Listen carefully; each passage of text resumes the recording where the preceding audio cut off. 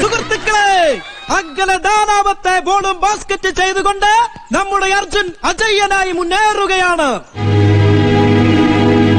ഇനി കിസ്സിലേക്കുള്ള ദൂരം വെറും ഒരു ബോൾ മാത്രം.